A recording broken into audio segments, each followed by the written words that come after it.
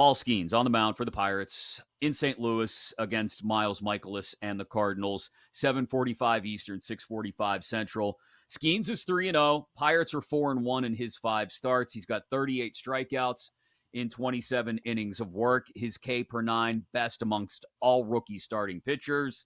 And amongst any starting pitchers in Major League Baseball with at least 27 innings of work, he's got the 7th best strand rate as well, 84.8% being left on base. So even when he's getting guys on base, they're not really going anywhere. He's gone at least 6 innings in 3 of his 5 starts. Both of those came on the road for what it's worth. So when we look at Paul Skenes, the 7.5 Ks that he's listed at, 1.5 walks, that's a listed number that we might like. Pirates on the money line, minus 130. Where do we go tonight? Yeah, and it looks like they've settled in on a pitch count for him because the last 3 starts, 93, 96, 93. That's that range, or low 90s, mid 90s is 90, where they want to 95, keep yeah. him. I mean, but that's fine. Like, he's going to be out there at least 5 innings, and sometimes pitch count gets elevated a little bit. Gave up a couple homers in that last start. So he was out there for 15 outs. 8 of them were strikeouts against the Dodgers. He was out there for 18 outs against Detroit. Half. 9 of them were strikeouts. So where's our K-prop number today? We've been wondering for a while, when are they going to raise it? 7.5 at minus 110. So to the over. They finally did it. So they finally yeah bumped that number up a little bit, because it was sort of juiced 6.5 for a long time. And yeah, I understand. He's gone over 7.5 in 3 of the last 4. This is a Cardinals team that is middle of the league as far as strikeout rate. So nothing pops too much there. Michaelis on the other side, a bit of a favorite. I would prefer to bet the Pirates as opposed to a Skenes prop that just gets bumped up. We've talked about how in his 5 starts, they've won 4 games. Their one loss was a 1-run loss against San Francisco. So yeah, that's where I would go. In St. Louis, yeah. I mean, right when we start talking about how they're playing good ball, what happens? They lose 2 or 3 to Philly. They lose 2 or 3 to Houston. They split a 4-game series with Colorado. So it looks like they've reverted back to the good old Cardinals. So I'm good back in the Buccos here, whether you go first 5 and you want to lay a half there, whatever, or the minus 130 for the full game. I like Pittsburgh. I mentioned earlier, Skenes is lined at 7.5 Ks. It's actually moved since this morning when I first checked it to plus money on the over. It's plus 105 on over 7.5 Ks. I mentioned the K per 9 rate being the best amongst all rookie starting pitchers. And the one that I actually did like the most, he's only walked more than 1 in 1 of his 5 starts. So you can take under 1.5 walks. It's minus 120. That would be another Skenes prop I would look at. But I think the best bet, like you said, is probably just Pirates money line at minus 130. Phillies versus Red Sox. I really like this matchup between Zach Wheeler and Cutter Crawford.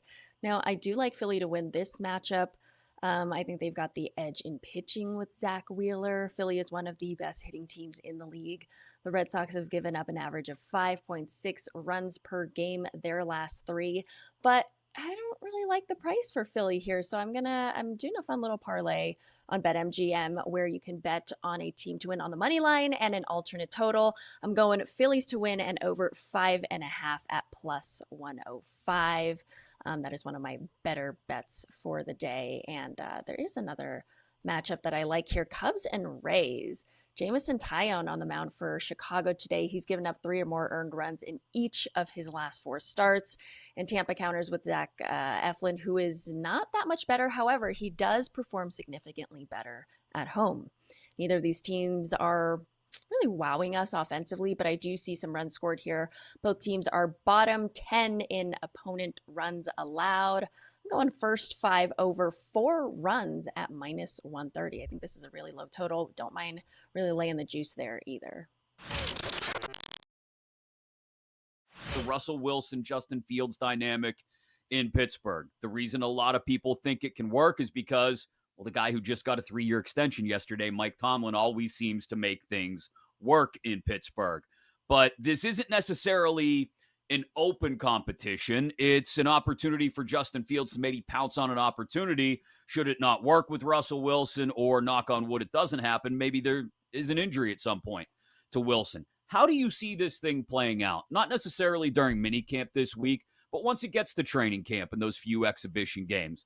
Do the Steelers build a special package for Justin Fields in the red zone or third down? How do they give both quarterbacks the opportunity to get comfortable, and also keep in mind that Fields may be a guy who they're looking at long term, while Russ is the guy they want helming this offense right now? Well, I don't look at it as a competition. Russell Wilson threw 26 touchdown passes last year in 15 starts with very mediocre talent around him. The Pittsburgh Steelers with 3 quarterbacks last year and making the playoffs threw a grand total of 13 touchdown passes. This might be the best offensive line Russell Wilson's ever played behind. I mean, Omar Khan and Andy Weidel have done an unbelievable job of rebuilding this offensive line. I think by midseason they're going to be humming. They're going to be very good. And if you give Russell Wilson a very good offensive line, you give him a running game, you give him Pickens, you give him tight ends, you give him a Roman Wilson, and maybe somebody they sign, eventually here before the season starts. I think Pittsburgh is going to be in good situation. I think they're going to be the team to beat in the AFC North, and I think Russell Wilson's going to be a big part of that. And while I love Justin Fields and I loved his development in Chicago, I think this is Russell Wilson's job, basically, for as long as he can keep stacking wins and being successful in Pittsburgh. Let's start with Celtics fans. I was surprised by some of this. I wasn't quite. Marky Mark. Sometimes you see it. No, not the obvious ones that everybody sees courtside every game. But I'm sorry. Joe took a deep dive. Yes, deep dive. Maria Menounos, did you know she's a big Celtics fan?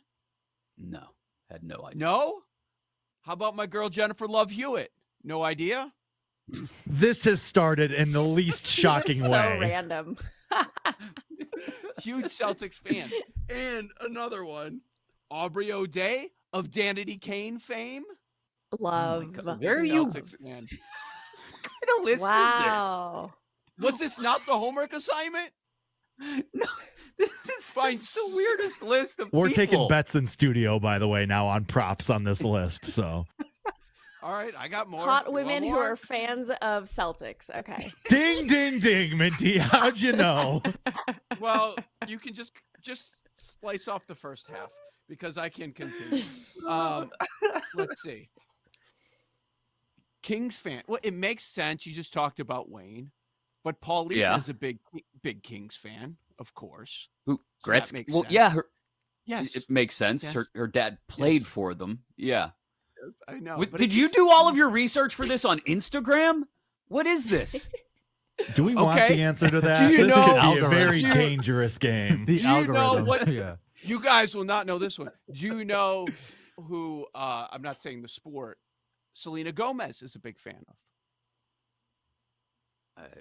No. I would think the Lakers. I don't know. Spurs. Didn't know that, did you? Oh, thank Spurs God we fan. cleared that one up. That's the homework assignment, Jake. Literally, this is what we were told to do. Come up with some celebrities under the radar teams that you didn't know that they were a fan of. That's what we were told to do by the boss man, Paul Aspen. Just letting These you are know. so under the radar. All these names, barely knew they were people. That was the point. That was the point. What about aside from the Nets, Beyonce. Yeah. What is her basketball team? The Rockets, right? Rockets. Yes, that's a good one. Yeah. That's good. Has to be. Oh, I forgot. You're a country guy. You know everything about Beyonce now because you gotta. I No, get it's it. Please the it's- people. Yeah, you She's gotta have from little Houston, nuggets Joe. in It's pretty between straightforward. going into the Beyonce song. Here's my Beyonce nugget, folks. That's Y100. exactly what I do every afternoon when I play country music on the country station, Joe. I cue up the song and I go, "Hey, listeners, here's a nugget about Beyonce. Did you know she's from Houston and a Rockets fan? Yep. This ain't Texas." See, not only, of course, the Tigers, but Kate Upton, a big Rangers fan. FYI, just so you know. Oh. Okay. New York Rangers, obviously not Texas Rangers, right? Yes. Or New York like the Rangers. Irish like Gaelic football team, the Rangers. That's Obviously. exactly- That's No. obviously what you're talking No, about. anytime I saw Obviously, yeah. one of those connections, I'm like, that's not making Yeah. my list. Olivia Munn, Oklahoma City Thunder. I had no idea Oh, until I okay. saw this earlier. What? today. When's the last time Olivia Munn went to an Oklahoma City Thunder game? Let's be She's honest. from there. She's from cool. there. Rocking her SGA jersey. Yeah. I'm from Obviously, you Havertown. can't I be haven't a been to a fan. Haverford High football game in decades. Like, come on.